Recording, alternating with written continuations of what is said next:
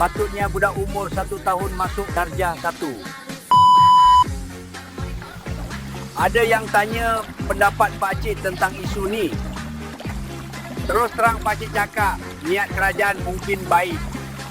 Tapi bab pendidikan anak-anak ni kena sangat berhati-hati. Emosi pun cepat berubah. Fokus lama sikit pun dah penat, bukan semua bersedia. Masuk darjah 1 ni bukan setakat tahu ABC dan 1, 2, 3. Dia kena boleh duduk lama, ikut arahan, kawal emosi. Walaupun budak tu bijak, belum tentu dia betul-betul bersedia.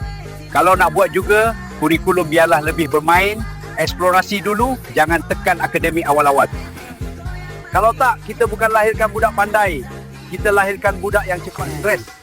Pasal UPSR darjah 4 pula, ni Pak Cik agak risau. Umur 10 tahun ni patut bina minat dan keyakinan. Silap tu biarlah jadi proses belajar, bukan jadi takut. Okey, kat mana tadi? Yang bahaya bila awal-awal tak cok pandai atau tak pandai. Anak ni amanah, bukan eksperimen. Pada Pak Cik, pendidikan awal fokus karakter dan adab.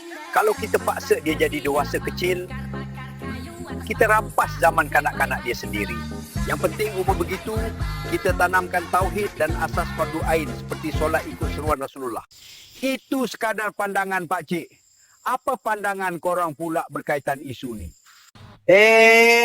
Kalau korang nak belajar buat video AI macam Pak Cik ni, tekan link di bio Pak Cik.